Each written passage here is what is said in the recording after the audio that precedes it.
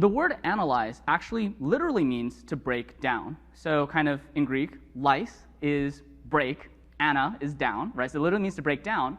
And kind of the way that I like to think about analytics is it's a lot like cooking. Specifically, it's like cutting up fruits and vegetables. Why is that? Because when you go ahead and you cut up that cabbage, right, whether you're going to make a soup or a salad or a stir fry, you're really trying to break down kind of that piece of food and reassemble it so that you're able to drive unique value that wasn't there before, right? And that's how I like to think about analytics as well. It's, you have all of this raw information, this reality that exists in the world. How do you take that and break it down so that you can actually yield net new insights that then you can use to drive value? And so because this is San Francisco, I'd like to talk about avocados.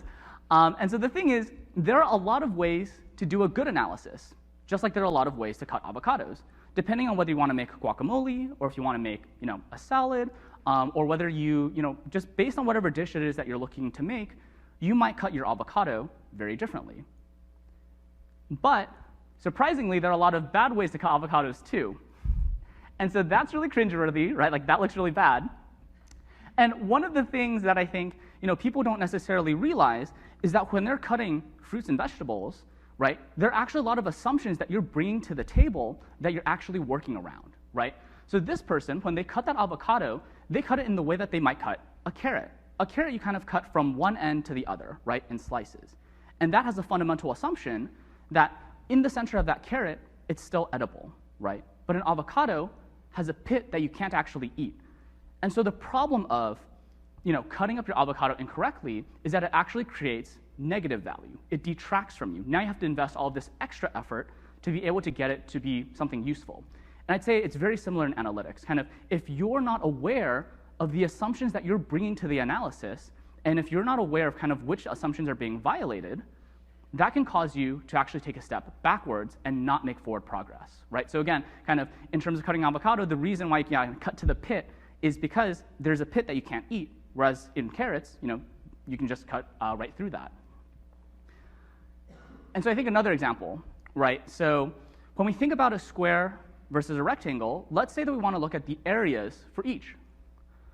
And so for a square, it's quite easy. All I need to know is I just need to know one side, because as soon as I know that one side, I can go ahead and get the area of the square. It's just the side squared, right? But for a rectangle, I actually need two pieces of information. I need to know the width and the height. And so the thing is, because the square is a special rectangle, it enables us to make a shortcut. It tells us, oh, you only need to know one side to get the area. But you can't bring that into analyzing a rectangle because a rectangle is fundamentally different. You've lost the assumption that all of the sides are the same. And so I think that's a really good analogy for thinking about business-to-consumer analytics versus business-to-business analytics. Because in business-to-consumer analytics, there are all of these fundamental assumptions that are baked into the premise of doing something like an A/B test, of doing something like a cohort analysis that may be violated when you're trying to do the same thing in business-to-business. And so again, if you make bad assumptions, it's like cutting that avocado really poorly, right? Please don't do this.